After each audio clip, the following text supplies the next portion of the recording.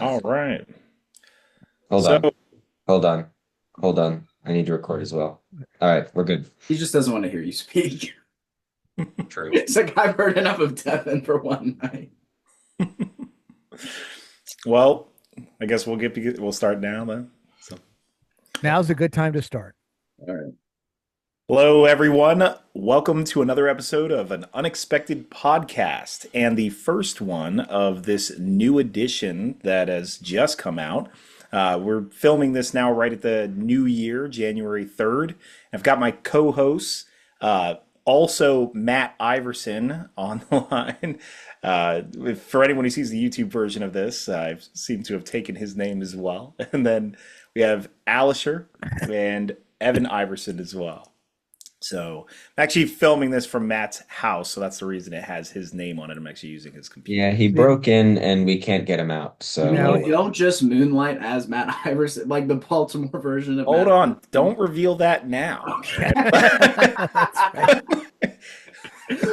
Yeah, it's a secret identity thing. No, what we discovered was the only way to actually get Devin on the podcast was to physically kidnap him, and lock him in a room with a computer and not unlock him until the podcast is over. So Is that why his background is blurred? that's why his It background kind is of looks like blurred. a Yes. prison cell. So the You'll hostage. also notice from the background that one of his ears is chopped off. That's because we cut it off Yeah, when he wasn't complying with our demands. yeah, and the background blurring is so the hostage rescue team doesn't know where he is. Oh, To yes, come and get yes, him. of course, of course. So This video will be investigated by the FBI in the future. But anyways, It's been a slightly frustrating experience, but I guess I'll have to do the podcast.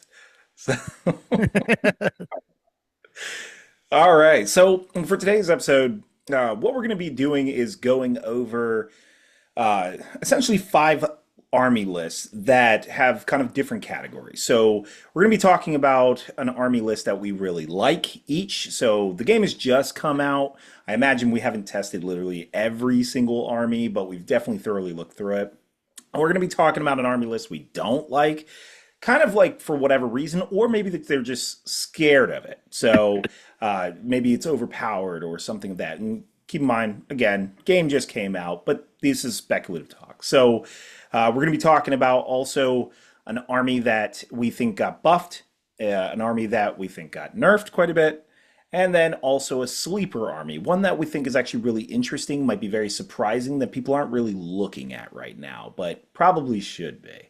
So this all understanding that the Armies of Middle Earth book, or there's like another third book that is coming out that is going to be adding profiles to the game. That plus, obviously, there is the legacy profiles that most Americans are probably likely going to add in, depending on what they look like.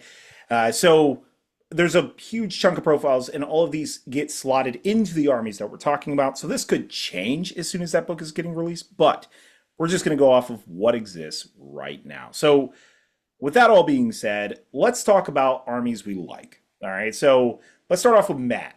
well, are we talking about armies we like, or just something about the rules that we? Oh, the rules. Sorry. Is it the rules? So, Yeah, it's the okay. So, the rules. rest of them is The armies. addition.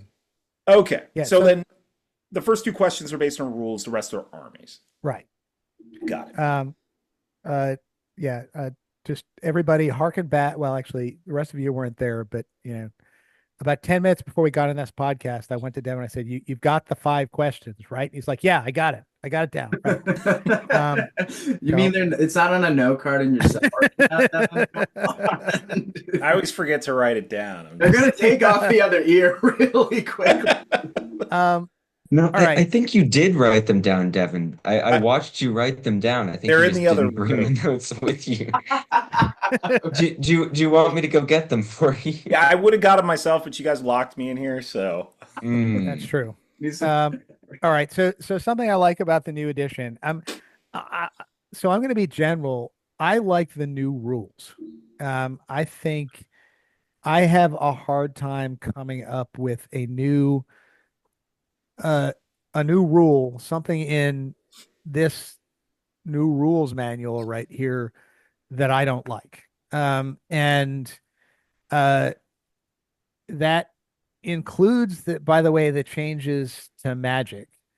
Um, I think I know there has been a bunch of talk online about how magic has been kind of nerfed into non-existence. I don't think it's been nerfed into non-existence. Um, it is no longer kind of I mean, Magic has been kind of the game dominance for several editions now, decreasing in the amount of game dominance with each edition. This edition has also decreased it. Um, I think at this point, and I may end up, being corrected on this, but I think at this point, it's probably where it's probably where it needs to be kind of in line with, the treatment that it gets in the movies and the books, where you see, we've just been rewatching the movies, and you don't see Gandalf casting a lot of spells when he's fighting. He's fighting when he's fighting. And uh that seems to be about right. So I think they did a good job on the rule books. Kind of remains to be seen with some folks like Saruman, whether or not that was a little too much. Although my personal opinion now is that one takes Saruman just to take Grima, and really what you're doing is you're taking Grima, and you get this 175 point or however much it costs We may add-on. discuss this Yeah, a particular interaction later on with Grima. But with Grima. anyways, Um, but uh, yeah, I think I like the rules changes. I'm a big fan. I like the direction that went in. All right. So I guess Alisher, I mean, I know Matt kind of said pretty much all the rules are great, so didn't leave you a lot of room to pick something new. I know, But man. You're give it killing me. I a you just took it all. You're All like, right, well, so why don't you do some specifics? I kind of can't went to the Magic specific. Do some other specifics about the rules changes. okay. I would actually like generally echo. I think they really did streamline the rules in a very positive way. I think the game makes more like general, like intuitive sense with a lot of how the rules are written. In terms of a mechanic that I have really enjoyed playing with, um, rules specifically, I really like the change to priority personally. I think it's added an entire like layer of how the game operates, and I think like the whole like in the old edition of like in certain moments wanting to like lose priority, like that interaction always was a little bit like I don't know, it wasn't problematic, but now it's like, all right, you always want to win priority.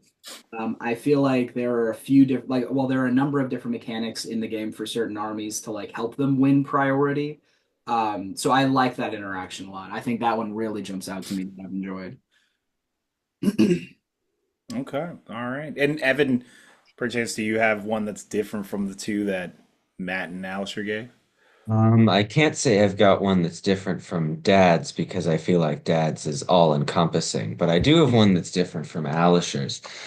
Um, and though I do need to say that I agree with Alisher on the priority thing. I think it adds an element of skill to the game. It's not like, you know, ridiculous, right? It's not like, only the smartest players are going to know when to take priority or when not to. I think generally, if you're a pretty solid competitive player, you'll know when to take priority and when not to. But it adds another layer to the game and another way to express skill, um, which I really appreciate. But I think probably my favorite change, or I guess just group of changes, is what they've done with monsters in this edition, with a few exceptions. I think especially the low intelligence monsters, the ones that can't really hurl that well, I'm kind of disappointed with, like cave trolls, for example. Um, Well, they can hurl it, just hurl it whatever randomly. They hurl at what yeah, your they opponent hurl wants them where to your hurl at. opponent wants them. Yeah. Which is oftentimes very disappointing, especially if you have an all monster army, because what your opponent does is they hurl the guy into a monster fighting one guy, and then they kill the guy that the monster's fighting, and then you have two monsters that can't do anything, which isn't fun.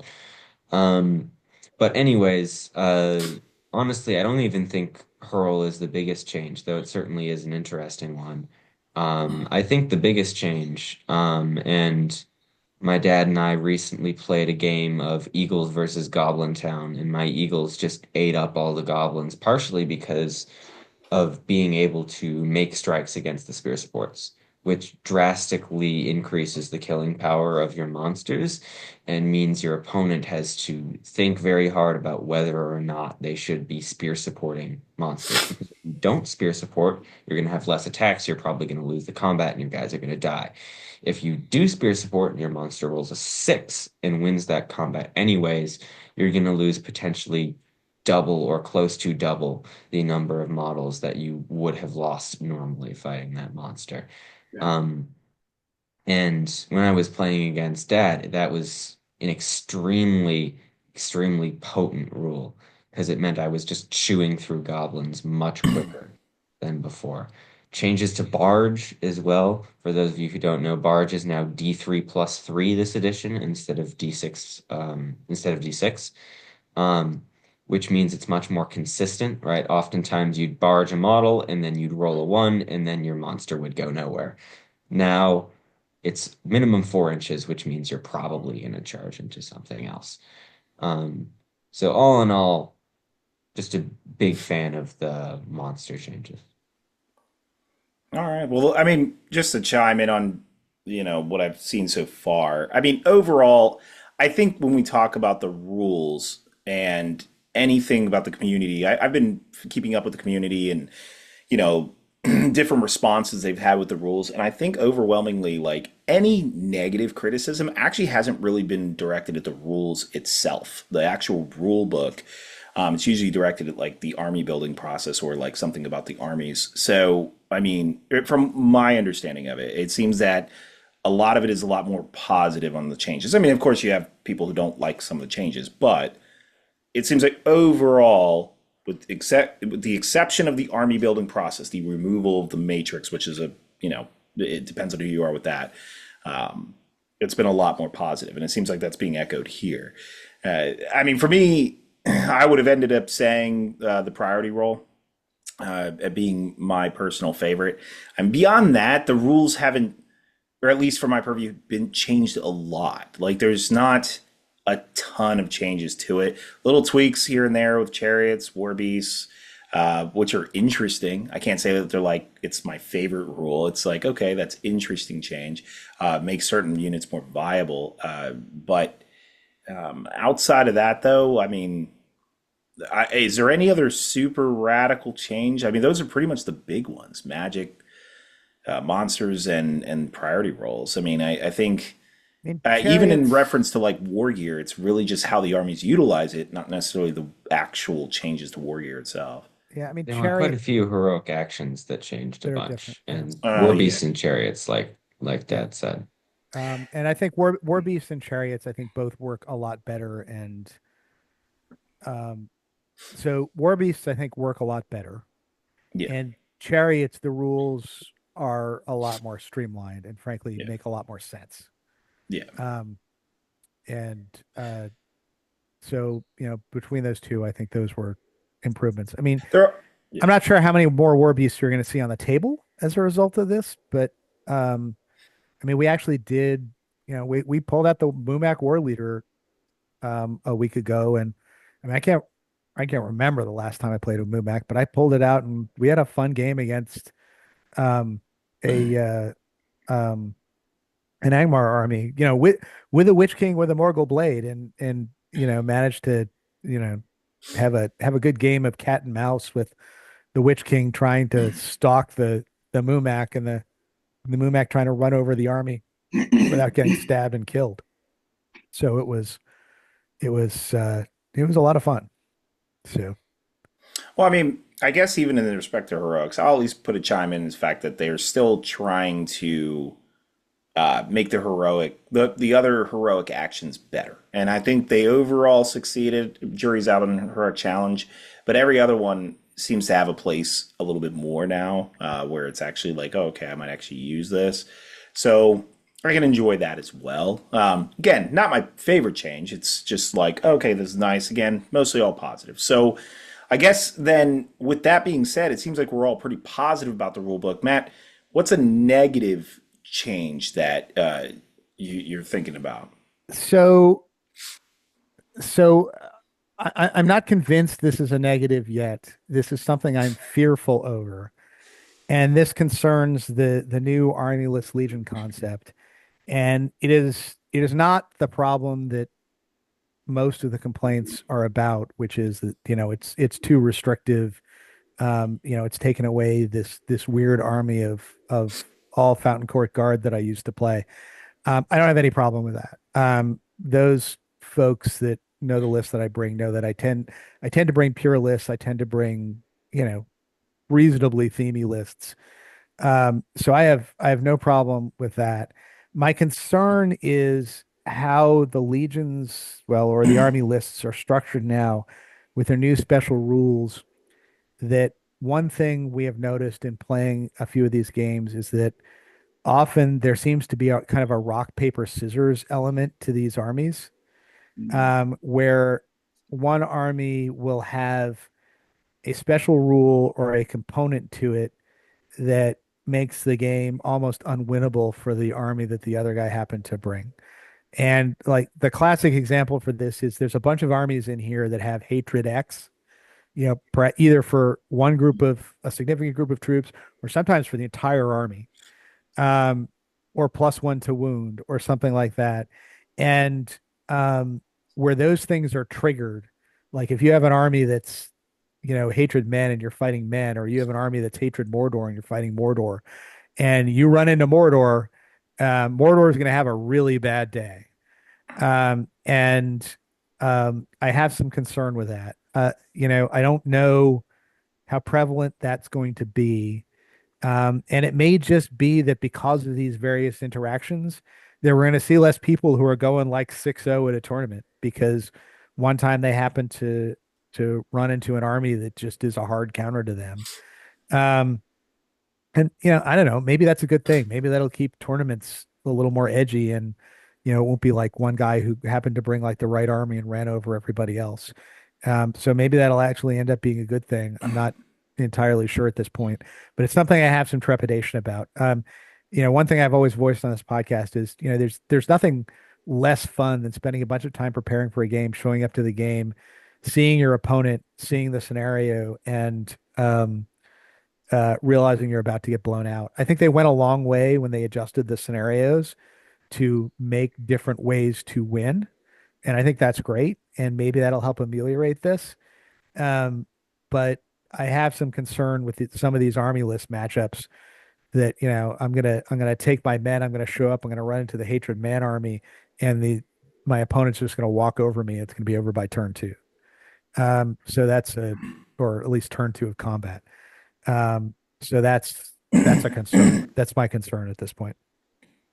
It's actually kind of ironic when you consider that this change is probably meant for more thematic play, of course, for like kind of I'm going to call it fun. People use the word, oh, fun games versus competitive games, tournament games. I guess they're not fun. I I mean, mean, we all know that, but yeah, competitive games aren't fun. yeah. So Right. Yeah.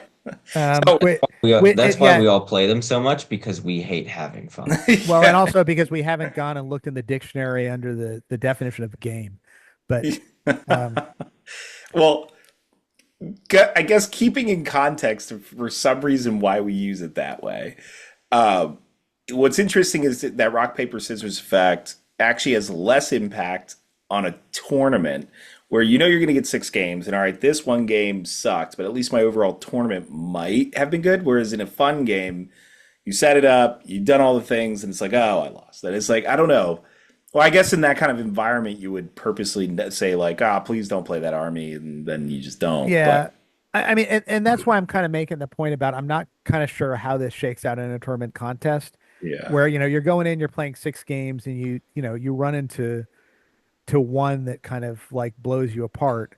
And if that ends your chances of ruining the tournament, or if that ruins your chances of winning the tournament, then maybe that's going to be a problem for some people.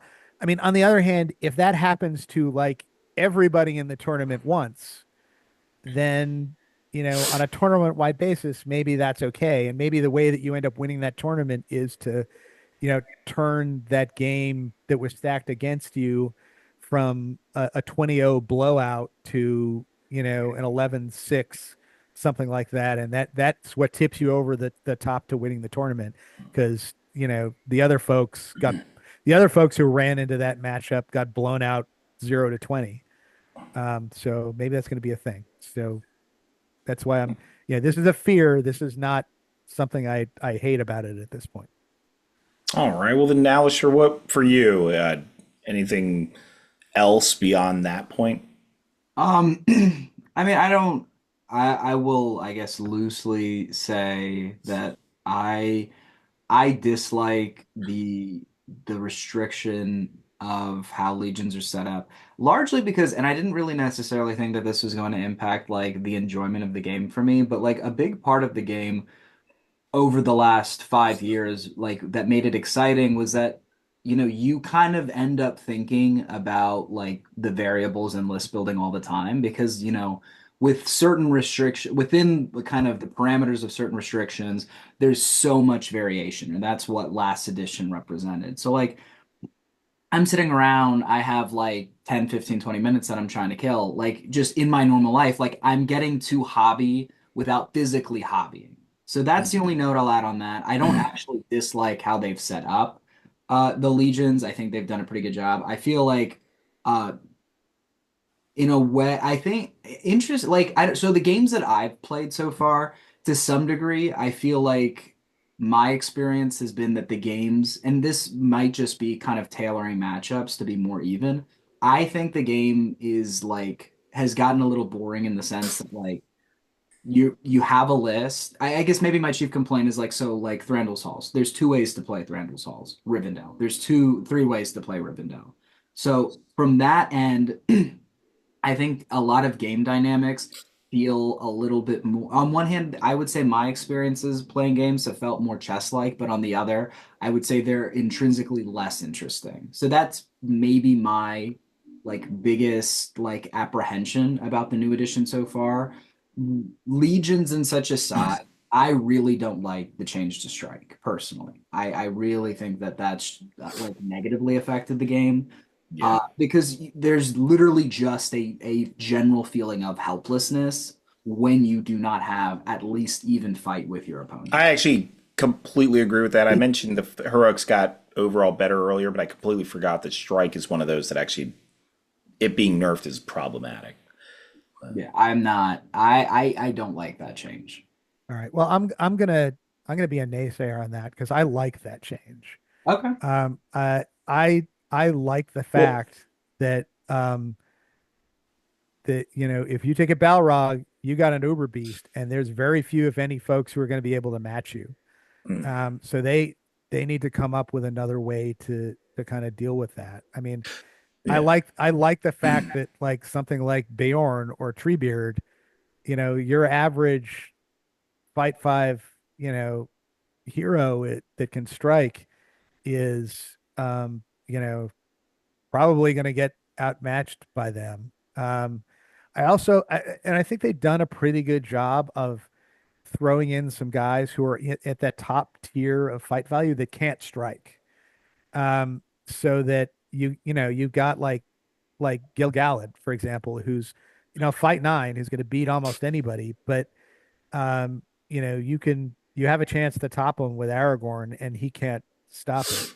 It's a 1 in 3 chance, but I think it ends up working pretty well, as opposed to the old system we had, which was, once you got to like fight six, if you called a strike, you had at least a 50% chance of getting up to the top tier, and then it was a 50-50 roll off after that. And that always kind of rubbed me the wrong way. So I don't know. We'll see how this shakes out, but I'm actually a big fan of that change. So I guess to clarify, the change itself is good, but in combination with the fact that now you're in restricted legions. So like if in the old Alliance Matrix variation, you could pull, and also even in that old variation, you had a lot more options, even just within the lists themselves, to pick something that, okay, I don't have any models with strike, or I do, but they're all like low fight value. How am I going to deal with that Gilgalad?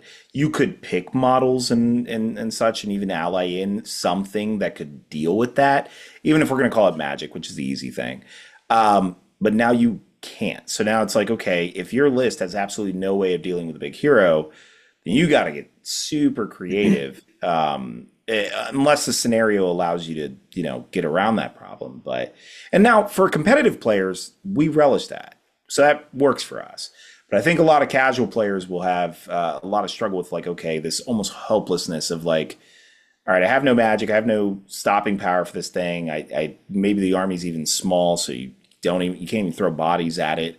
No strike option, and so you're starting to really whittle down your options of like, okay, what do I do? And there's like kind of this feeling of helplessness. But that's probably more for casual gamers. But that's the one thing is like I'm fine with the D3 if every army had, not to say like it doesn't have to be obvious, but like some way of dealing with heroes. And to give like a non-obvious one, like Creebane.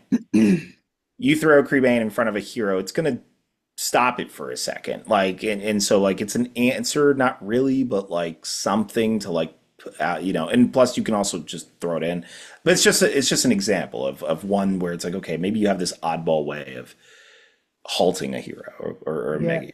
So, and I guess the counter to that would be that there are, and maybe this was actually what you're getting at, is in these new rules, there are new ways to neuter those superheroes, and neuter is probably the wrong word, but slow them down to the point where they're not going to generate the 200 to 225 points of worth that your opponent paid for them.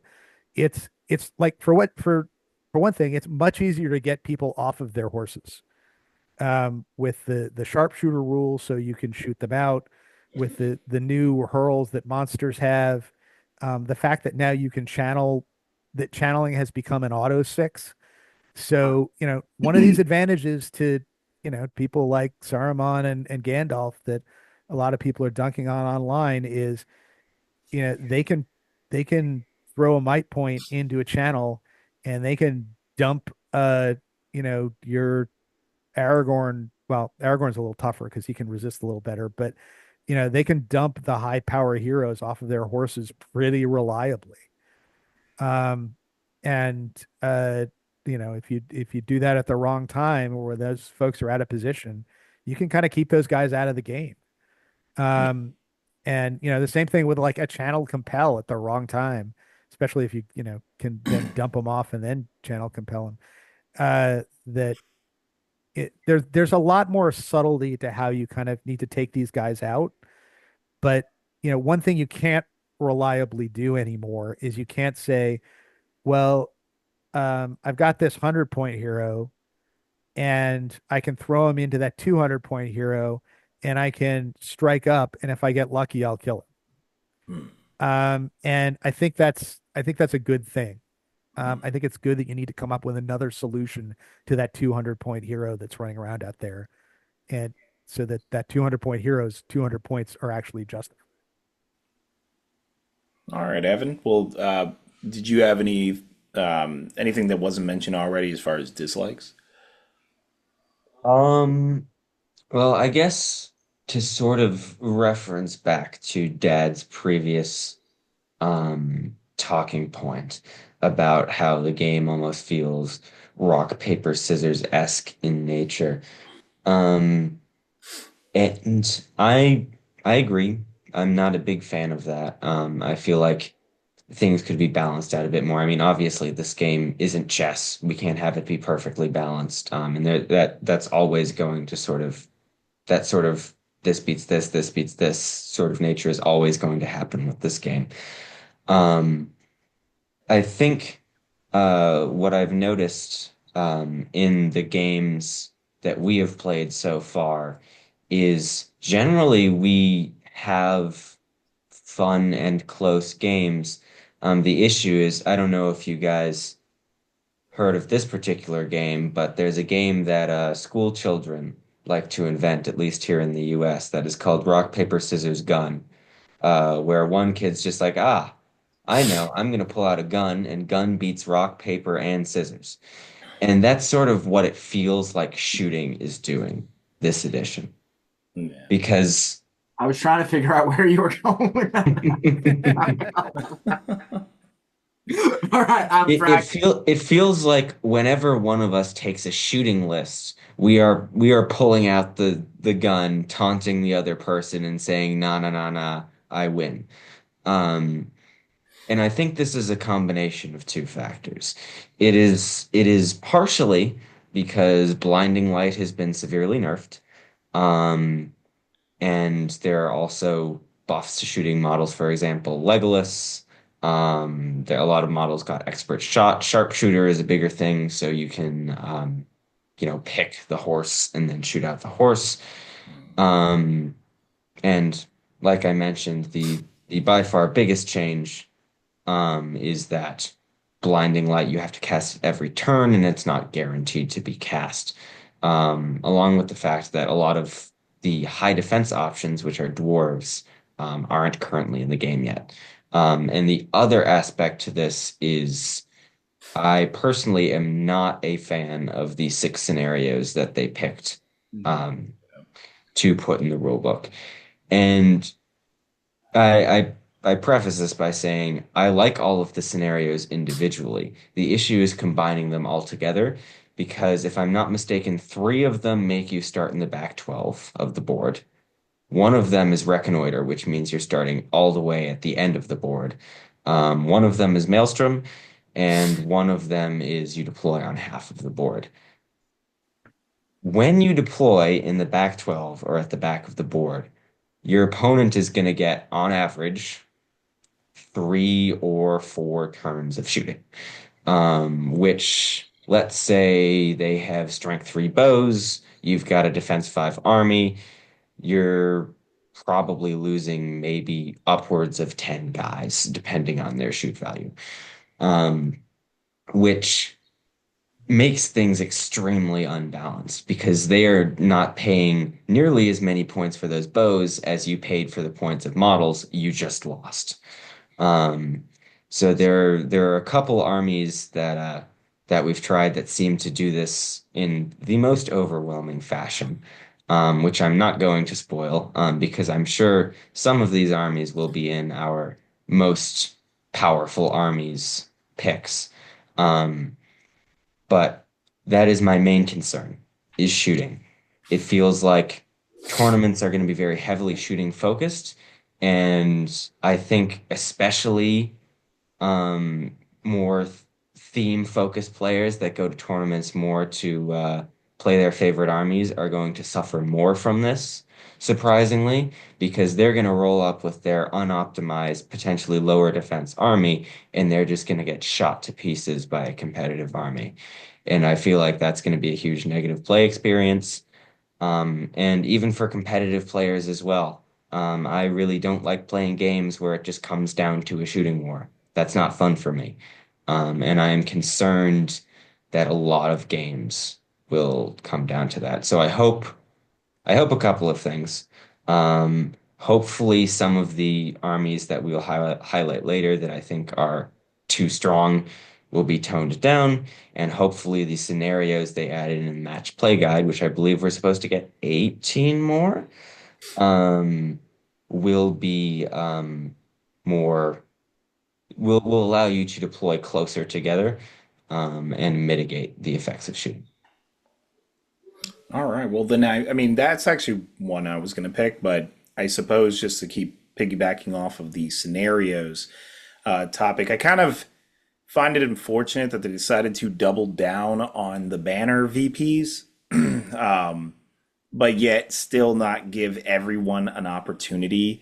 In fact, they reduced a lot of armies. There's many armies that had banners, but of course, because GW doesn't make the model, it was stripped out of the list. But that doubling down of that, I mean, I guess really honestly, if I were to really pick one, and I guess this is technically part of the rules, but like if we also get away from the doubling down of the banner VPs and then not giving that access to everyone, I suppose also just simply the fact that the forced removal of all the war gear options from the armies.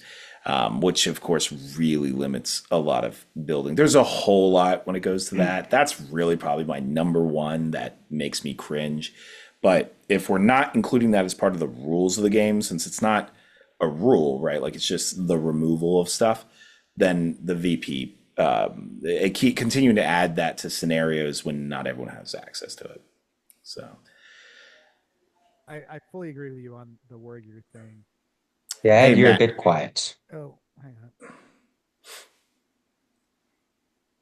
Can you hear me now? turn Go a it up. little bit louder, but we can hear you. How about now? Yeah, yeah, Okay, no. you're good. All right. Sorry about that. Um, yeah, I guess I hear you on I hear you on the banner stuff, but I almost think my vote's still out on that because I almost think that the inability to take a banner in some lists is just kind of like one of the downsides that kind of gets thrown into the mix of that. And I'm not sure it's outcome determinatively. I mean, we're going to a tournament. Evan and I are all going to a tournament tomorrow. I'm going with an army that can't take a banner. And one of the reasons I want to do this is I want to see like how big an impact this has. Because it is more victory points, but it's more victory points out of a bigger victory point spread. And this is an army that I'm taking that I'll talk about later, that has a whole bunch of other advantages, that I'm thinking may just completely outweigh that.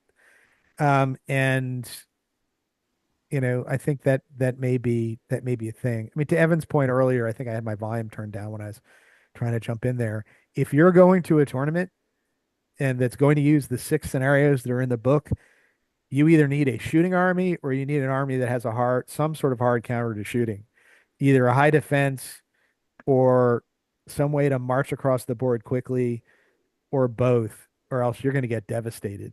Because to second Honestly, what, probably both yeah, is the only way to be safe. I think that's probably right because I mean, Evan and I have played a large number of games involving shooting armies where we just called it by like turn two or three, like before the armies contacted, because it was, and usually it was Evan, usually, but not always. It was Evan that was doing the shooting. And, by the time I got within, it, it was like a World War I trench game where I would start in my deployment zone and I'd get like two-thirds of the way across. And I knew that by the time I got there, I was going to have nowhere near enough figures to actually have a fight. Um, so What really sucks about that is shooting is by far, in my opinion, because of the lack of interactivity, it is the least fun part of the game and now has become almost a highlight. Yeah. The only So competition to that is Magic, and Magic has been, I think, appropriately toned down, but for some reason, shooting was not. Shooting was buffed, um, indirectly, but still buffed. which the Hobbit edition 2 editions ago fixed this. So for those of us who don't know, 2 editions ago, the all the scenarios forced you to deploy up more in the center. So shooting, you get maybe a turn of shooting if you backed up and whatnot. But shooting was really more of like, you fire into combat, sure, whatnot, but like it was more of a move, forcing your opponent to move rather than trying to gun them off the board. So so I guess we're back to that. yeah, So I mean, what I don't know at this point is if there's going to be some sort of meta shift that's going to downgrade shooting or downgrade people's willingness to kind of take shooting. Because I mean, there are armies that can deal with this. Like Eagles can deal with this because they're defense 8 and they move 12 inches. Eagles can deal with most of it, That's well, all right. and we Yeah, will get to that. yeah. yeah. There are some other armies that can deal with this, and I wonder if kind of the natural cycle of the rock paper scissors is going to work around so that everybody's taking armies that can counter shooting, so I don't people know if stop you taking heard, that. but it's a Uh, gun, not a rock. You yeah, can't. I mean that's what I don't know yet. I don't know whether it's a gun rather than a rock, and I guess we got to figure that out. Um, Another solution people can take if they think this is going to be a problem is if you're running a tournament, there's nothing that I'm aware of that stops you from using the scenarios from the old book with the old 12-point range, um, until the new um, until the new Yeah, 24 scenario list comes out. I think it fits right There's in. there's also nothing that stops you from just making up your own scenarios, right? Yeah. I seriously caution people on doing this. I ran tournaments where I made up scenarios, and if unless you are a high tier competitive player or at least can get them reviewed by that, it is so easy to screw that up and make scenarios that are totally broken and make no sense. Yeah. I But love those scenarios you made, Devin. I know. There, I there tried was it two that years whole in a row, ground and one where it was how many points you had in the middle compared to how many models. So you could yeah. have like 50 goblins in there, but if you had like one Sauron, it didn't even matter. It was great. There was yeah. so many. Like, and it wasn't just me though. Like, there's so many other tournaments. Even yes, my first two Novas are notorious for that. With and that's why I stopped. But yeah, there were many other tournaments that were run in the nation that I went to where they would make up scenarios and then it would just break quickly. So it is very dangerous. I would just say, these are some of the scenarios Matt just mentioned, the ones we just had, are some of the most play tested in the world. So and by play tested, I mean like the whole world has been playing them for years in many, many events. I would just go ahead and stick with those if you could avoid it. But that's my caution on that as a person who tried it. But Yeah. I guess just to move through the topics here, we're going into now armies. So this is less about the rules, more about the armies, the ones that we think were buffed, got a lot stronger. So with that, Matt, what are you thinking? Any that are buffed and even to the point maybe broken? Yeah. So I think, all right, the one I'm holding up here is probably the top of Oh, my list. sweet, sweet, sweet. Garrison Um, of Dale. Garrison of Dale. Hmm. Yeah. Just to, so Garrison of Dale seems humble in its composition. You get Girion as a hero of legend, with his 50-point win lance, which one once never took, and now you always take. We'll talk about why in a second. Well, first note that it is 25 points cheaper than it was Yeah, that's last true. edition. Yeah. Um, and by the way, I think you would still take it at 75 points. Um, and then you get Captains of Dale for 55 points each. And then you get a bunch of Warriors of Dale for a variety of points. They're 7 points, and then you go up to either 8 or 9, depending on what war gear you give to them. And then you have your 70-point win lance with 2 crew, which you may actually also want to take at a high enough point level. Um, and this comes with the following special rule. Friendly Dale models improve their shoot value to 3+. So, given that the Esgaroth bow is a 24-inch strength 3 bow, that basically makes them elves as far as shooting goes. Um, you have Bring Down the Dragon, which friendly Dale models may apply their Hatred Dragon special rule to shooting attacks. Additionally, friendly Dale models may reroll failed to hit models when making shooting attacks targeting a monster model. All right, so Eagles beware. This is the army to worry about.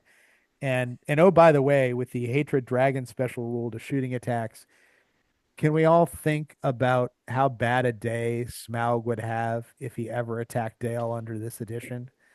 Um, you would just kind of see it's a dragon followed by a puff of smoke, and then just a contrail as Smaug just diving to the earth, followed by like a little mushroom cloud of explosion when he landed. And the dwarves would have been like, "We heard some sounds from Dale today," and Girion would have been, "Oh yeah, it was just another dragon, no big deal."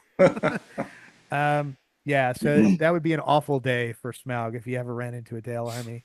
Um, the next special rule is Girion's Last Stand, which gives Girion the Fearless special rule. And then anybody who can see Girion gets +1 to any cards test. That's nice to have. And then there's Defenders of Dale, which is kind of the it's it's the meat of this army. Friendly Dale models that are within their deployment zone and or within 6 inches of a friendly wind lance gain a bonus of +1 to wound when making strikes. So this is an army that basically when Girion can haul that wind lance around for the entire game and never shoot it and get that 50 points out of it due to that 12-inch bubble of +1 to wound that he's dragging around with him. And not only that, you don't even need to bother with that if you're playing like one of these 24-inch deployment zones like domination, because you're going to get +1 to wound over half the board. And if your opponent wants to like sit on the back two objectives on the outside of the board, that's fine. You're just going to sit in your deployment zone. You're going to shoot him to pieces. And if he ever dares cross that center line right there, you're going to hack him to pieces with the +1 to wound. And oh, by the way, if it does everybody remember the Knights of Dale from the old edition? They got +1 to wound when somebody else charged them. I'm willing to bet those guys are going to end up once we get what is it, Legions of Middle Earth. Those guys are going to end up in this list, and you're going to get spearmen who are +2 to wound if you charge them. That's assuming it's not changed. That's So assuming it's not changed, but if that's in here, um, that's going to be absolutely terrifying. And so, so Dale ends up with one of these kind of, it can win one of two ways. If it gets one of these scenarios where it's a 24-inch deployment, you're 24 inches apart, it's going to stand back and just shoot you as you try and get at it. If it ends up with one of these scenarios where you like start in the face, then it just kind of like deploys just on its side, doesn't bother with shooting, and waits till you charge across and kills you with +1 to wound. So it's and by the way, if you do the math on this stuff, you could end up at like 750 points. You're going to end up with like a 52 model army um, with a wind lance in it, and a third of those guys are going to have bows. And a couple of those games we played that we were talking about, where I mean, I tried to take an army of Urukai into this thing, and with like I think 11 crossbowmen shooting back, and just got devastated by this army. Um, and it was one of those games where like we were playing Reconnoiter, and by the time I got like to the midpoint of the board, we were like, well, it's time to call this. So uh, yeah, this is going to be a terrifying army. you know what I find ironic about that hatred dragons? Typically, hatred is given due to a past experience. So you've been destroyed by it or whatever, but they've never dealt with the dragon yet. Do So we know why that? do they have hatred? Do we know that, or is it just that with all their special rules, they destroyed like six dragons Yeah, ahead of this? To we be just fair, wrecking why dragons. would you learn to hate them if they just evaporate after going 10 feet towards you? Because they're Like, so annoying. Because they show up, we shoot them down, and then we have to go and chase down the arrows. Do you know how annoying that is? It's just like all humans on Earth should get hatred flies, right? Yeah, Like just that's right. That's exactly what it is. It's hatred mosquitoes. yeah, you're You just know? you're just dealing with it so much. so, so just to point something out, to expand on a previous comment I made when I was talking about how most shooting lists couldn't deal with things like eagles. This is the fairly obvious exception Yeah. because with Geary and with the Windlance, I'm just gonna go over a couple of because he gets some extra stuff when he takes the Windlance. Um, is that A, he can rotate the wind lance without taking the minus penalties to hit, which is fine. Um, but he also gets a +1 bonus to scatter rolls when shooting at a monster. And remember, when all Dale models shoot at monsters, they reroll to hit rolls. So this wind lance, also being strength 10, wounding on threes, is going to be just killing a bird a turn or an ent a turn or whatever you're taking. Um, and it's that's not gonna end well. Yeah. Because then the birds are gonna charge you. But they get +1 courage if they can see Girion, so all of the guys are gonna charge your birds. And then if they win a fight, they all get +1 to wound and they just kill you instantly. Um, so this list is my bet as the most powerful list in the game currently. especially at lower points, potentially at higher points, though there are more counters to Buy it. more wind lances. Yes. Moral, Um, it is just ridiculous. The fact that so much re-rolling of ones has been distributed to so many armies, and then they just decided to give All the plus one basically to every wounds. model +1 to wound in the entire army. Uh, Although this army does get re-rolling of ones within 3 inches of Girion, so he can this just is true. sit behind the Oh, lines add with his that. wind lance, yeah, and give everybody +1 to wound, and you re-roll once. Yeah.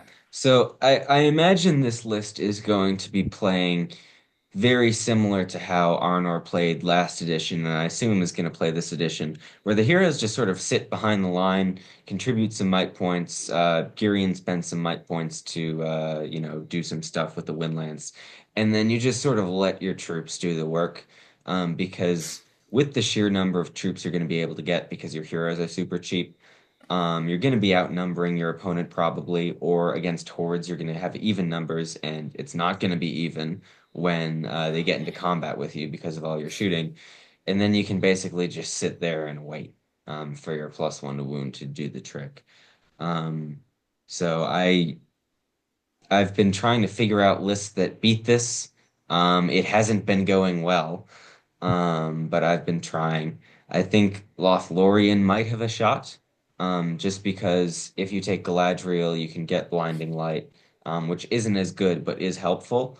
And then when you're in combat with them, you're higher fight value, so you're winning more fights, so they have less chances to get +1 to wound.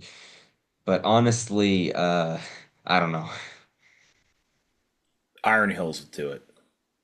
I mean, so Iron Hills might like I actually just got have an a idea. shot It because needs to do it something. with the ballista, right? Um, but the problem is, I think that the because I've actually thought about that too. The Mm. problem I think you get is if you take the ballista, because the ballista is pretty expensive now, your army just gets too small, and Yeah. you're outnumbered like three to You're one by you're the highly final. reliant on hitting the Windlance with the ballista because it is a small siege engine. You can kill it instantly with the ballista, but if you don't hit it, then all of the Dale guys are getting +1 to wound. They're the same fight value as you, and they're going to outnumber you by a ridiculous amount. Right. So I'm not sure. No, I mean, I was being facetious. I mean, yeah, for sure. It's definitely probably not a long-term play, but especially with the plus one to wound melts any high defense warriors. It's like their bane. So Yeah. just I because mean, you don't need the six. Lothlorien's big advantage is that, and I think actually is the massed elven cloaks. If you like take all your archers as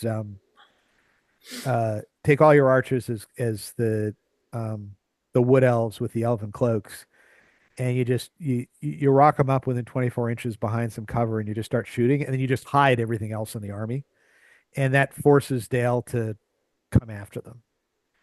Um, Everybody's favorite way to play. yeah, exactly. Yeah, I'm not sure that's going to be. I mean, that's going to be a long and drawn out game at that point. I mean, But this new game of Battleship, Middle Earth SBG. yep, It's just yep. no, but all right, Alistair, what do you got as far as buffed armies? Um, I would say that like Thranduil's Halls is better this edition than it was last edition. In the sense that like last edition, I think if you really wanted to play it competitively, I mean, my experience with that was that you needed to like utilize allies. Specifically, I mean, I played with the Lake Town Warband pretty much exclusively when I played Thranduil's Halls. Now, I've played it maybe 4 or 5 times. I think it's like well, first of all, Legolas is just arguably significantly better than he was last edition. So you have that, but then you also like when you construct the list, there are a lot of things that you're just not paying for. So given that I've kind of like run through the mental math of Thranduil on elk versus Thranduil on foot in this edition, I still think he's better on foot just simply because you have a higher the probability of like consistently getting into two models to be able to get the rerolls to wound, but then actually kill both of the models for the free hero combats. is just much higher when you don't have to actually run the risk of accidentally killing one of the models with the impale rule that the elk has. So like when you're thinking about it from the perspective of RA, Thranduil is still one of, if not, well, probably not anymore, but one of the cheapest fight seven heroes in the game at 140 points with armor. Legolas is like arguably better than he was. You're not paying for a banner anymore, but which I mean, I have been kind of burned. I just in a game yesterday, actually, I was burned because I didn't have a banner in one of the scenarios. Um, you're not paying for the banner. You get like better, I would say, like staying power from the elves because as soon as your front line dies, the glaives are just there and the glaives are like just ready to keep going. Yeah. Like so you add all of these things, and actually, I think that like probably the most like under the radar buff that the army got was that the knights for 16 points are just fantastic. 6-inch bubble of +1 fight, +1 defense on the Mirkwood Knights is real. Like fight six cavalry is really nice, even just it like given that they've changed how the fight values are. This They is have round what three. Palace Guard always wanted. Yeah, exactly. I mean, like I still have been taking some Palace Guard, but like the night, like that 6-inch bubble of just being able to almost like flank or like if you want, like it's just really, really nice. I think Hall's really turned out nicely in this edition, and I even like I yeah, yeah, go for it. nah, you're good. Oh, I was just gonna say I also have taken halls. I took it to a game day like a week ago or something like that. And it combines a lot of very powerful factors. I mean, obviously the shooting is top notch. Um, and what Halls used to struggle with the shooting last edition was that it didn't have blinding light. Now that's less of an issue because most armies won't have blinding light. Um, Tariel is really good. The expert shot, it means that you're now obviously always taking the bow, and she did go up 5 points. But the expert shot just contributes to the overall mass number of shots you can fit in. As Alisher said, Legolas is ridiculous. Thranduil, in my personal opinion, has been nerfed significantly. I agree. I think you always take him on foot because I am not going to take the elk compared to three elves. That's just not a trade I want to make, especially because the 3-inch bubble of +1 to wound is so much more useful on foot because you can slot him into the line much easier. And you can also keep him behind the lines for a bit, and then when you have an opportunity, charge him in through a little gap, compared to the elk where you need to make a ton of space for it. And I think honestly, the biggest buff is the glaives. Yeah. Um, when I took halls, I played 33 each, so 33% shields, 33% glaives, 33% bows, and then a couple of elites in there. And I was almost like hoping for my front rank guys to die because when my glaives got in combat, they did so much work. Um, Especially like if you ever get two Glavemen into one guy, that guy is dead. Because one Glaveman goes, oh, haha, I'm going to do the two attacks in the dual roll. The other one does the two attacks in the two wound roll. And then the guy is dead.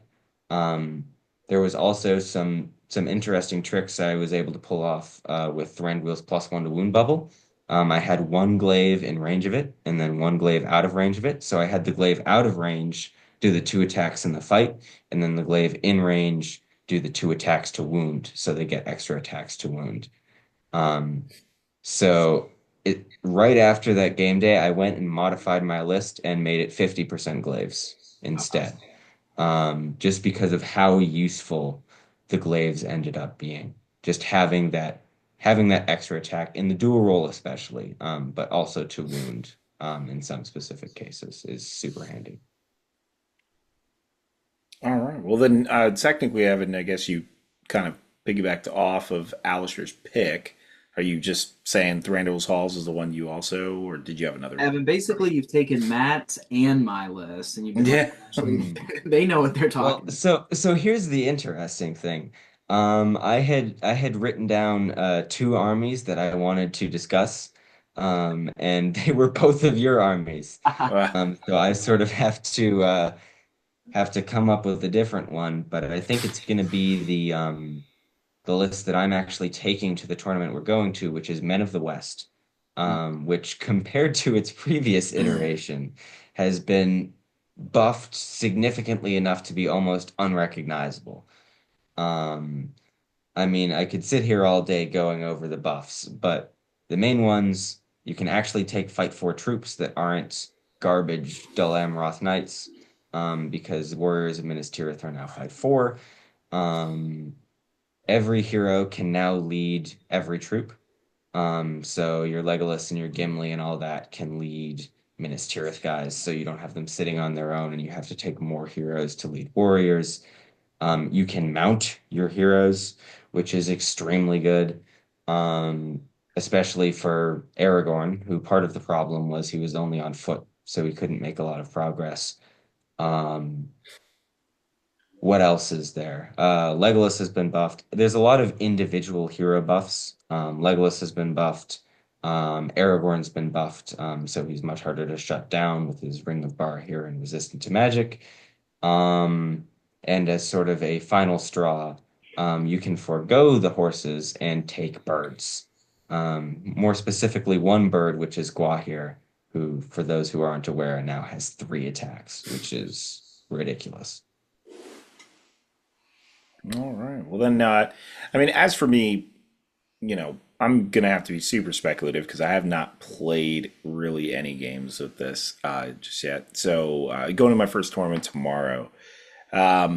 The, I mean, I'll say one that I've heard is like, well, yeah, you know what? I'm just going to default to what you guys picked here because I don't even want to speculate on buffing. I mean, some of them they look buffed to me, but I want to try it out first just to actually see. But given that you guys have actually played it, I'd feel a little weird trying to say any of them. So as far as that, then moving from there, we're going to go into the Yeah, armies you're that just we trying to think. like keep the good stuff for yourself, man. You're like, I know what is I actually just don't want anyone to pick the armies and pick. Well, here, all right. Look, I'll like tell you. you're gonna say it and then everyone's gonna buy Troll it. brutes. It's the troll brutes. You got to bring more troll brutes, guys, to your games. Buffed like crazy. They're gonna be winning Articons. Are you the reason why troll roots are out of stock? Look. I write Jay a lot of fan mail, and I'm like, give me troll brutes that are good. And now that they are, that's what I want to bring to my tournaments. So Hey, Fair all enough, right, man. I'm going to go off screen for a second because I need to get a prop. So for the next question, start with somebody else and then come to me. I'll be right back. all right, fair enough then. Well, now that I gave you This guys is the secret exciting. sauce, now everyone's gonna be bringing troll brutes to all my tournaments. I just totally ruined it. Totally. So with Spoilers. this, now we're talking about armies that got nerfed. This one's actually a lot easier. I'll just take it the first swing, and I'll preface this with I know this is gonna change, but my Shire army is ruined. So True. Shoot, man. I didn't even think about I had visions of just throwing in my front line of Lobelia and whatever, but I don't think it'll hold. So Rosie Cotton's ready to throw hands. yeah, right. So obviously it'll change, and given the heroes they have, I'm really excited about that. But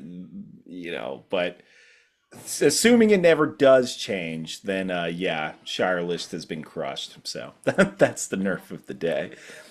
Uh, I mean, yeah, take all Euro Shire army. I will say I understand, the logic of everything. We've been around and about like why there's another book and blah blah blah. But like when you do flip through the pages, like, every once in a while it's like, oh wow, that's like it's there's nothing here. like, why is this an army? Like I'm flipping through the pages looking for the profiles. I'm like, wow, there's just not a lot of profiles here right now. Okay. So no, that's fair. That's fair. Yep. Shire is ruined. You heard Devin say it here first.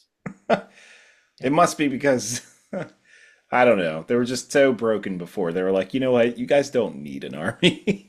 I mean, how many times did it? Articon. It was kind of getting crazy. Yeah. All right, Alistair, what do you got? I would say so.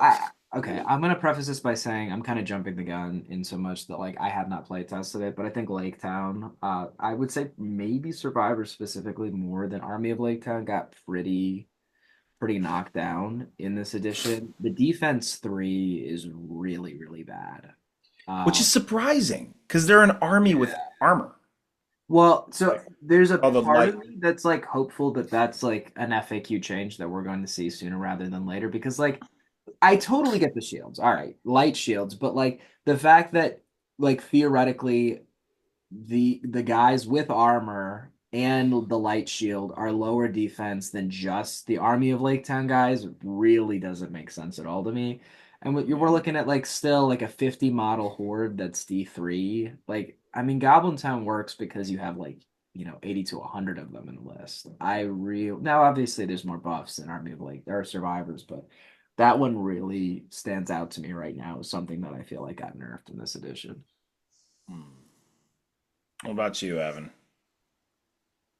Um, well, I was going to say a particular list.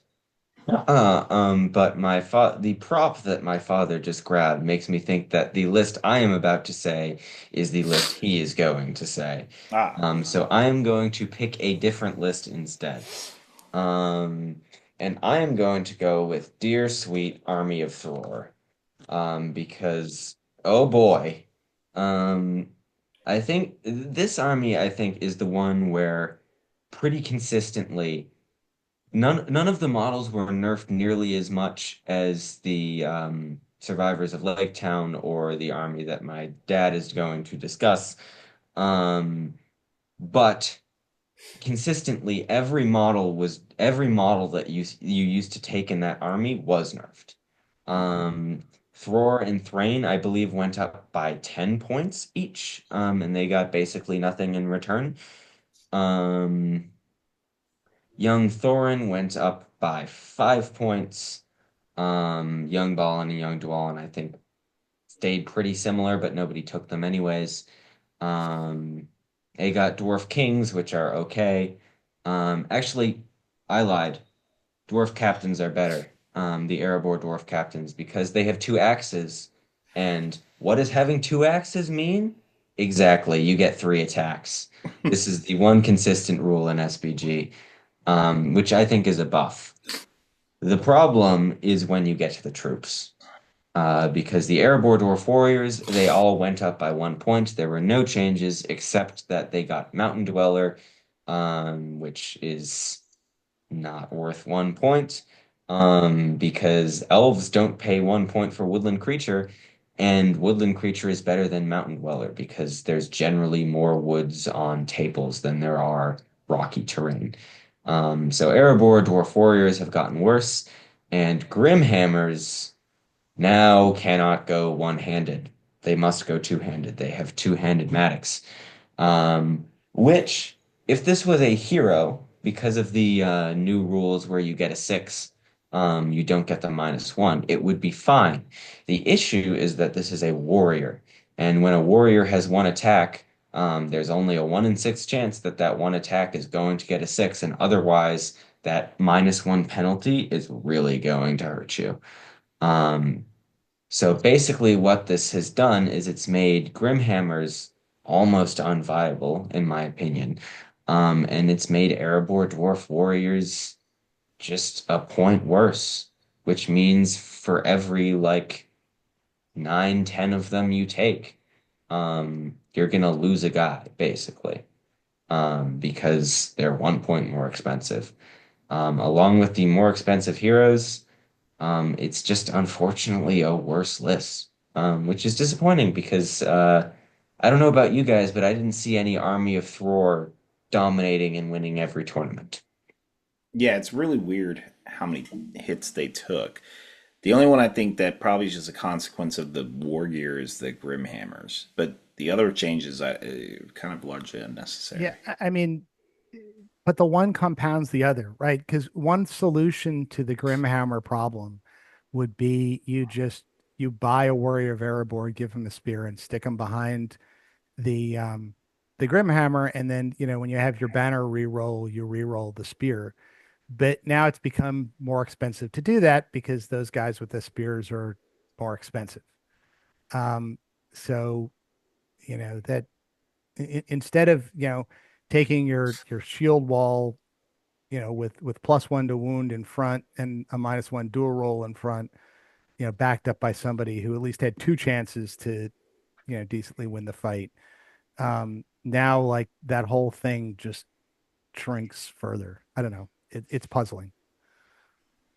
All right, Matt, this prop has got everyone in anticipation.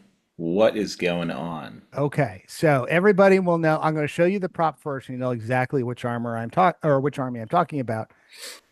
Here's the prop. Um, so for those of you who are listening at home rather than watching on YouTube, I'm holding a buckler, and which everybody who paints these figures know is the characteristic shield of the Corsairs, and my have the Corsairs have fallen. Um, so there's an obvious problem with the list in that because of the way these rule books have been broken up, the only thing you have in the Corsair fleet list right now are Corsair captains, one of whom can be a slightly beefier Corsair captain, a Corsair bosun, and then a bunch of regular Corsairs, and then a Corsair ballista that nobody has a figure for yet. But setting that aside, because I assume they're going to get fluffed out with their older heroes once the additional books come out, the big problem that eviscerated this list is the changes to the Corsairs themselves, who are 8 points. Plus, you have to pay 1 point for one of three war gear options, either a bow, a light shield and a throwing weapon, or a spear. And that gets you a stat line of fight 4, shoot value 4+, strength 3, defense Sorry, 3. is the light shield and the throwing weapon 1 point or two? It's 1 point. Oh, So basically, the light shield's free. Yeah, light shield is free, but we'll talk yeah. about that. But you end up getting D3. It's a D3 figure, attack 1, wound 1, card 7+, initiative 7+. So then we get to the light shield. So what the light shield gets you is instead of a defense bonus, um, you get the ability to shield. Um, set it. I'm going to make two attacks on this. The first is what really aggravates me about this, which is the fact that this is blatantly historically inaccurate, as I'm about to demonstrate with my prop. Um, so, uh, so this buckler here, as you see, this thing's about 10 The inches way audio wide. listeners, you're gonna love this section. Yeah, you're gonna love Yeah. this section. All right, so this thing's about 10 inches wide. You would grip this in your left hand, and you would then use this thing to defend yourself. The way GW thinks this works is that what I can do is I can take this 10-inch wide circle and I can just kind of hold it out and I can hide behind it, which, even though it looks kind of intimidating from the force perspective of this particular camera, is, if you look at it from the side, really silly. I'm not going to be able to hide behind this 10-inch disc. That's not how they work. The way a buckler was actually intended to work was when you were actually attacking with it. Here we have a sword in your right hand. The buckler protected your sword hand. So the way a buckler is actually supposed to work is it is supposed to protect you, make you a little harder to hit when you were actually attacking somebody. Trying to just hold this out and fend somebody off with his 10-inch disc is useless because they're just going to attack your arms if you're holding it out. But under the rules, that's what you have to do.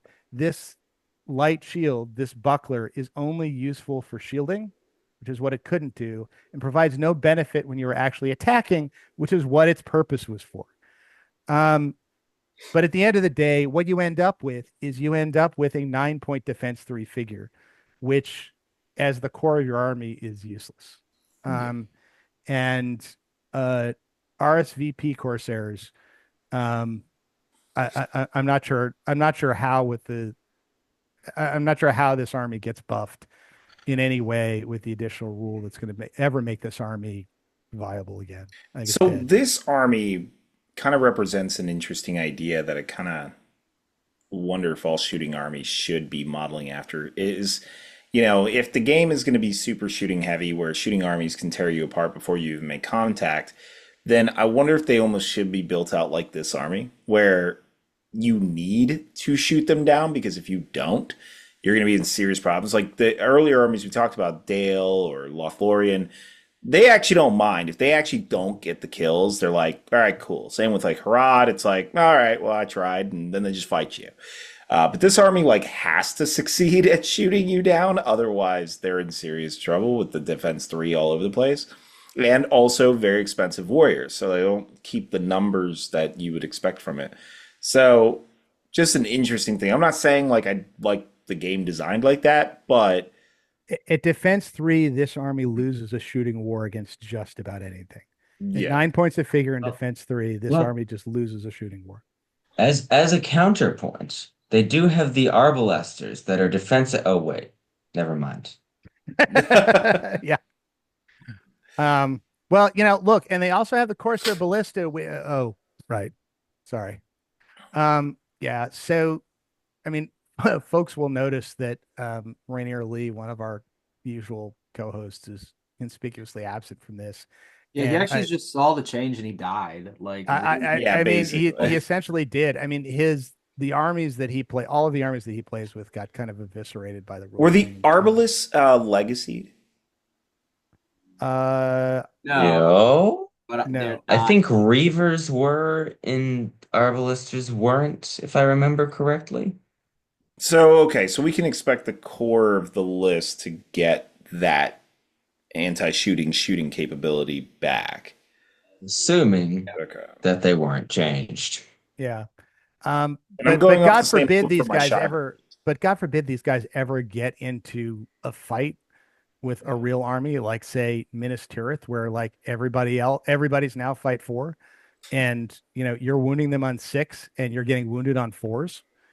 Um, and I think you're equivalent points.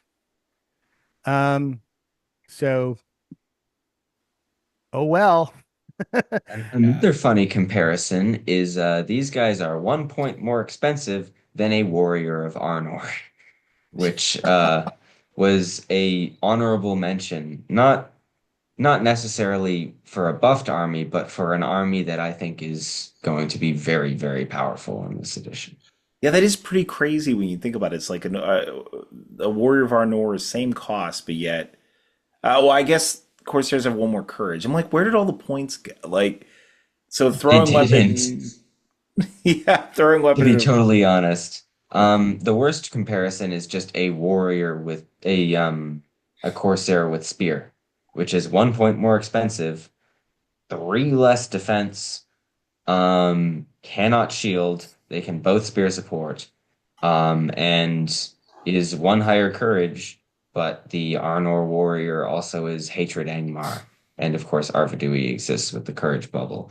So this is probably the most blatant instance of just the math not working out. The other one being Warriors of Lake Town, not Survivors of Lake Town, but the Warriors of Lake Town, which just very briefly, they went up 2 points. They got basically nothing except a 6 inch plus reroll ones special rule. Um, but those two warriors just the math of how warriors are balanced points wise is just completely off for them, and it drags the entire army down with them. Yep. I think that's right. All right, Um, well, oh, I mean so it's kind of that triumvirate of, so I mean, anything that is basically forced to take light shields um is going to be at an inherent disadvantage now. I mean, never take, I'm going on record right now, never take a light shield. If you can figure out any way out of it. But the problem with these guys is, at least with survivors of Lake Town, there's other stuff you can take that has some value. I mean, these guys with a 9 point dude with a bow that's defense three. Um, I mean, I don't know. I can't justify it. I, It's I can give you a 9-point warrior with a bow, and that is the Dale warrior. hmm, Which is the same stat line except better on courage, better on defense, better on better shoot value. better No, shoot guys, the value. game is Strength of the not solid bow. when we think about these things logically. That's all I'm gonna say. Yeah, yeah. So this is a very quick curiosity, like the buckler example you gave, Matt, where it defends you on attack. How would you represent that in a rule if you had to write that? So the fix to this is to say that the light shield should do the exact opposite. You cannot shield with it, but it gives you +1 defense Got you. in Okay. in combat. So if you have a unit that is defense 3 with light armor and a light shield, what it ends up being is basically defense 4 in all circumstances. Got you. Okay, that's actually interesting. Yeah, Yep. so I mean, unfortunately, most of the writers for GW games probably don't. They're Yeah. not weapons experts, And, but and by the way, as far as the light armor goes, that actually is historically accurate. I mean, setting aside the issue that these guys in the movie, in the Survivors of Lake Town in the movie had mail, there were certain types of lighter armor, padded armor that was not particularly good if somebody was chopping you with an axe, but was really good at stopping arrows. And that's what it was designed for. It was for armoring archers who are going to be in basically shooting duels. oh, cool. And so I have no problem with the way light armors worked out, but the way light shields worked out is like 180-degree opposite from the way it should actually work in reality or in the way it should work in the game. And that irks me. So All right. Well, then, Start a petition to get GW to just like consult through Matt for all weapons questions. I mean, I fully expect Jay to be not only watching this like with a lot of like eagerness, but to implement all of the changes that we've suggested. So for those of you watching that, come as we February, shout into the Corsairs are void. going up a defense. For all three of you watching this, you're Yeah, welcome, exactly. community. That we do these videos for you guys. This is just that like stuff happens, you know. So I guess we'll get into the last section here where we talk about sleeper armies. And I revealed to you all of mine. And now everyone's going to be taking troll brutes. But you guys, I'm telling you, start trying them out. Your troll brutes are going to win games. The wave of the future. But Troll Bruce, if, wave of the future. if I have to give you a second army to troll boots as far as the sleeper army, I'm trying to think of one. Actually, you know what? I'm going to give it a round. I'm going to think of one just based off me reading the profiles. Because again, I haven't played a game with this yet. So we'll start with Alisher, and I'll consider it as we go. So, perks of being the host. So Alisher. You can just pass the buck immediately. Yeah. Oh, shoot, I need to think about this question real quick. We prepare a lot for these episodes, guys. Right. yeah, a good solid 5 minutes of prep time went into this. Well, so to be fair, I gave you guys my army earlier, troll brutes. I'm Yeah, I telling mean, I didn't realize that was your answer to every question. Like- What rules changes do you like about this edition? Troll Bruce. What don't you like about this edition? Troll? You just go down the line. Well, the don't like is the fact that the troll brutes went up 20 points. Oh, yes. Yeah. Oh, It was a different variation of, you know. So by the way, I mean, for those of you who don't know, Devin has taken up like standing outside subway stations with a sign, waiting for people to kind of go, "Hey, can I talk to you about troll brutes? Do you want to hear the word about troll brutes?" You know? And he's got the like armies of the Hobbit Showing in up one at hand, people's houses, ringing the doorbell, and handing out pamphlets. Have you heard the Yes. good word of troll brutes today? Exactly. So, for anyone who doesn't know, I have become obsessed with these models, and I now own five between me and my brother. So, my dream is to play a 1,000 point Throne of Skulls all troll brute army, and so And I am slowly acquiring them. he will bring the word of troll brute to the world. Yeah. So that's explain the it's all obsession. conviction, guys. It's all conviction. Yeah. Proselytizing has begun.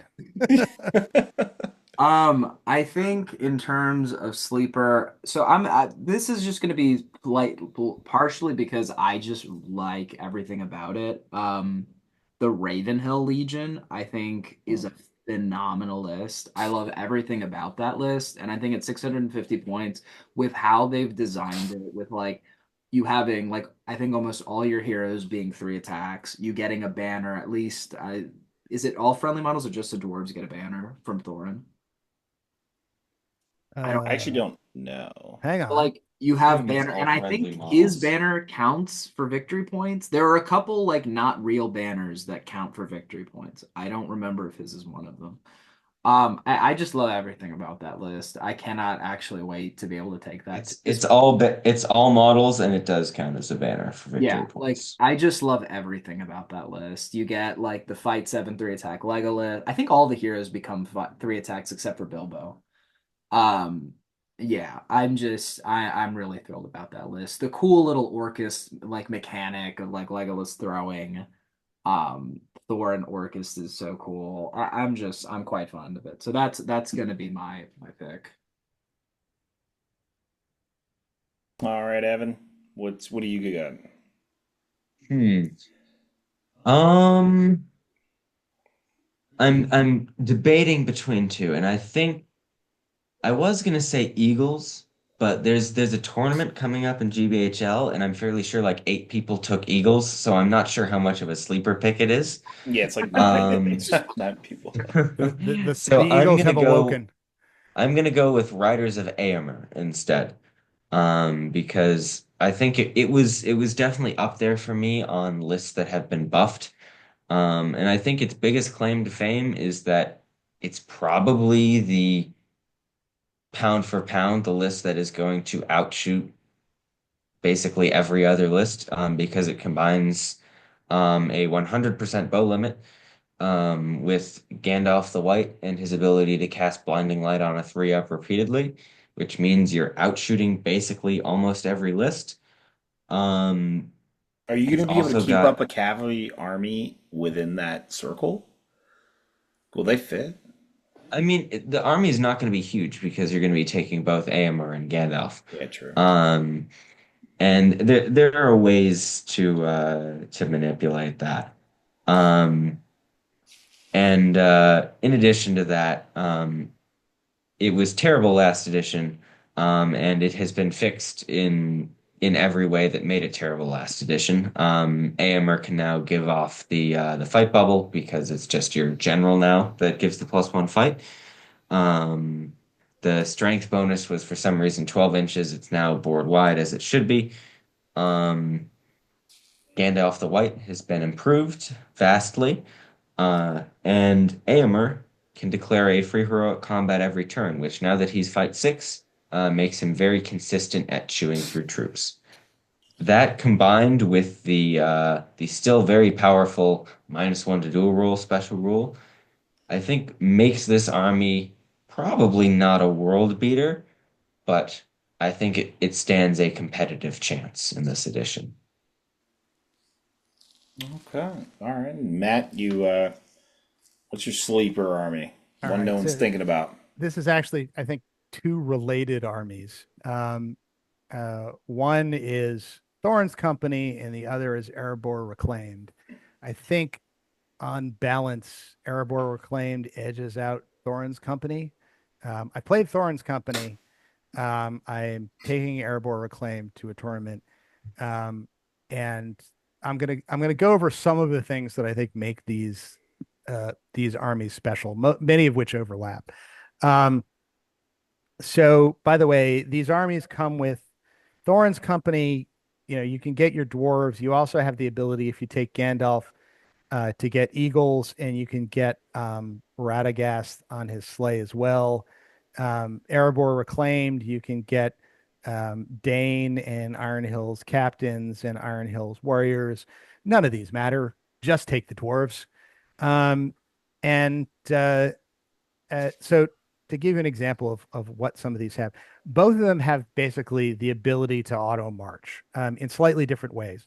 Thorin's Company allows all of your dwarfs to spend will to march, which basically you get a lot of will, and you have a guy named Bomber who has a special ability to give you will back. So you could be marching every turn with those guys, which is kind of necessary, especially into shooting, because the vulnerability of this army, I think, is to shooting because they're low defense, but they can move at least 8 inches a turn. So you have a decent chance of getting to where you want to go.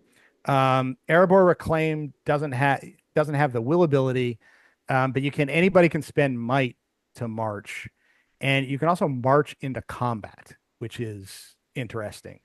So you basically can charge 8 inches with these dudes.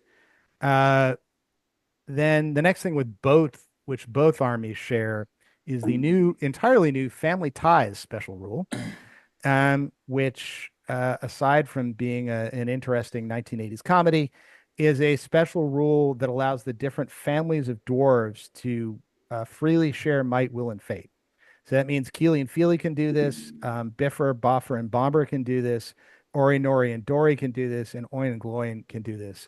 So what you end up with is the ability, if you get a guy into a critical fight, you end up with the ability to basically funnel tremendous amounts of might into that fight. And if you want to, if you just need to take down that big hero, you can pour like, you know, 3, 4 points of might into upending the wound rolls and just take that guy down. And in this game I played with Thorin's company, um, uh, somebody charged Witch King on Fell Beast into, I think it was Nori, backed up by Biffer, the guy with the spear, and they had their buddies near them within 3 inches. You have to be within 3 inches in order to do this special rule. And Nori ended up winning the fight against the Witch King. And we're like, all right, well, we got 3 attacks. We'll put him on the Fell Beast. We got 1 wound. And there was a 3 and there was a 4. And I'm looking at it going, huh, I've got a total of like 7 points of might that I can put into this. I'm going to kill that Fell Beast. And, just deleted that Fell Beast from the board. And I mean, you can also do this to keep a hero alive. You Yeah. can put like 3, 4 fate into like keeping one guy alive, if you need to. Or, if, somebody really needs to, resist a spell, or has been drained of will like in a previous turn. I'm going to use that guy's will, like, so Dwalin, for example, if he's near Balin, goes from, having 2 will to having 5 will if he needs to really resist a critical spell. Um, so that's a frightening ability. There's also some really interesting abilities that have been baked into these dwarves. Um, I'm not listing like every special ability that goes with these armies because there's a whole bunch, but I'm going to highlight a few with these dwarves. So another advantage Erebor Reclaims has over Thorin's companies. Erebor Reclaimed gets a 6-inch banner um, uh, from Thorin, and they're all kind of effectively fearless. But another interesting rule that comes with uh, Boffer is Boffer has, I think, now become has taken over from Biffer as being the most important dwarf to have in your company. Biffer's embedded axe rule. Biffer has now gone down to 1 might. He still can use the thing where he gets the axe unembedded from his skull. But then he has to take an intelligence test, which he can, and he's only got intelligence of 7+. So about 1/3 of the time he's going to fail to call his free heroic move. But with all that said, what Boffer allows you to do is his steadfast rule has changed. It used to be he would slough off magic on a 2+. Now, whenever a Thorn's company model within 3 inches of Boffer, including Boffer himself, is affected by an enemy special rule or magical power, roll a d6. On a 3+, the model ignores its effects. So he still sloughs off all magic, and everybody within his 3-inch bubble, which is probably going to be the entire company if you're playing it right in most circumstances, is going to slough off magic, but also special rules that affect you, um, which is some wording that has some pretty shocking connotations. For example, trample of a Mumak is a special rule that affects you. So that elephant is going to be bearing down on one of this company, and on a three up, that dwarf's just going to say, "Stop," and the Mumac's just going to grind to a halt. I mean, you'll go into combat with the dwarf, but it's not going to do any impact hits to it. Um, some other interesting effects. Specters, 3+. It's not going to To be happen. fair, I think that was probably the intention of the special rule. That one Yeah, was probably more the probably. intention, yeah. There are some other interesting implications that I think are, well, Blades of the Dead. One of the things Blades of the Dead does is it changes your defense value. And I think inarguably that's a special rule that affects you. Yep. So Blades of the Dead is just going to go away on a 3+. Um, the King of the Dead's ability to stab you to death is going to go away on a 3+. I mean, it's Some movie other, accurate, so yep. You Some, can't get set on fire by the Balrog. right. You're not going to die There's from a dragon many. breathing fire on you. Some Oh, other interesting ones. War Gear has special effects. Andril's ability to wound you on a 4+ is a special Warrior effect. counts as special rules, basically, Yeah, is what it yeah. means. Well, I mean, the War Gear doesn't. The fact that it's a sword Yes. doesn't. But the special, according to the rules as written, those little abilities that come with the War Gear are special rules. And and that affect you. It's like yeah, exactly. I mean, look, if it's gonna wound me, I mean, it could kill me. That's an effect, right? I mean, it's It's unfortunately created a second flowy in the sense of which special rules affect me, affect you and which which don't. special rules affect themselves that Yeah, are then used to hurt me. right. Which, well, first off, this is ridiculous, right? Like there's no way. really, Like really. basically, what the special rule says is he is empowering them with his optimism. Now, I am not a psychologist. I do not believe optimism prevents you from being run over by an elephant. I am sure, Evan, that we could go out there on the internet and find a whole bunch of confidence coaches who would argue exactly that. Honestly, If Dad, you would you if like you to, pay would you them like to out there, try Evan, this? I don't if you Would you know. pay like to them test this $50 a theory? month, yeah, Because they it'll will be show you, you how to it won't stop be elephants me. with optimism. That's what Bofer is. That's what Biffer's actually doing. He's like, "Hey guys, pay me real quick. I'm gonna That's figure it out real fast." um, He just stands there so calmly, Evan. Like the Mumax sees the calmness and like it radiates off of him. yeah. Obviously, the same thing with Andril. Andril knows that I mean, he's just a chill guy. Like he's totally fine. I mean, Blowy is dead. Long live Bofer. That's the king has fallen. yeah, that's right. Yeah, but there's a host of other really fun special rules that are in this. Oin basically has a 5+ Master of Battle with a little twist to it. That's awfully fun. And Gloin has the ability to get up to 4 attacks. Ori has this little special rule where if you're within if the dwarves with two-handed weapons are within 6 inches of him, they effectively get burly. So Ori in the Erebor Reclaimed list now becomes essential, and you put him in the middle of your little ball and you protect him with your dear life because He is ridiculously undercosted, by the yeah, way.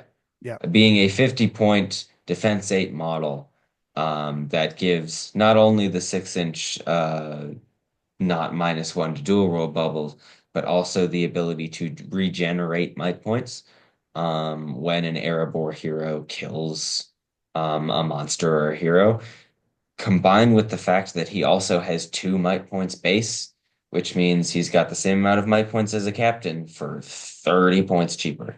yeah. And he will have March because in that list, everybody gets March. And you also soon realize that the only reason that Azog was able to kill Thorin was because he foolishly went more than 3 inches from buffer. Yep. And turned the six that Classic Azog would mistake. normally have needed to wound him into a 3+. But Well, that actually might be my list that I play yeah, now. I'm like hearing this, it sounds really fun, but the I real mean, thing is because it includes my sleeper pick, which is that Boffer. I think he can ride a troll brute. Can he? Yeah, no, you he can't. can. So the problem with putting him on the troll brute is that because of the height of the troll brute, you don't because so he's a commander of a war beast when he's on the troll brute. So you measure his 3-inch bubble from him, which Oh yeah, means yeah. which So it means that doesn't it's convert not to going the to get everybody out. I don't think you take him on the troll brute because I think it is far more important that he provide his 3-inch see. bubble of deer That's why I call it a imperviousness. sleeper. Because Yeah, you don't know the troll brute's the way to go, but I'm gonna show you tomorrow. yeah. I actually want to play this tomorrow really badly. I want you with the Troll Brute and just the champions of Erebor. Yep. I think this is happening. No, Frank, I mean Matt's probably this is right though. Devin's actual fun the process. Devin's like, I'm gonna wait until hours before an event, and then I'm gonna figure out if the people I'm with have models for me to. Yeah. That's actually my secret. Right before an event, I'm like, "Hey guys, you want to do a podcast on like most competitive army?" Actually, it's interesting you say that because I submitted Devin's list for this tournament, and then the TO acknowledged, and then Devin's like, you know what? No, I'm not going to take that list. So I had to talk with the TO and ask, can we get an extension for Devin so he can change his list? Devin wants to make his list worst. Can we get an extension so he can do that? That's right. That's Probably the only reason he let this happen. But anyways.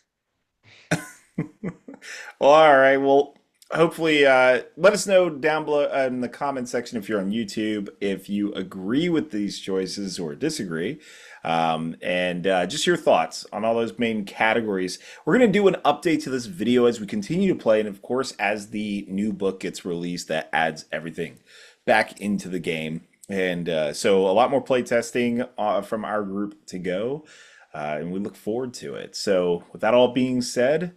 We'll talk to you all very soon. Bye, everybody. Bye.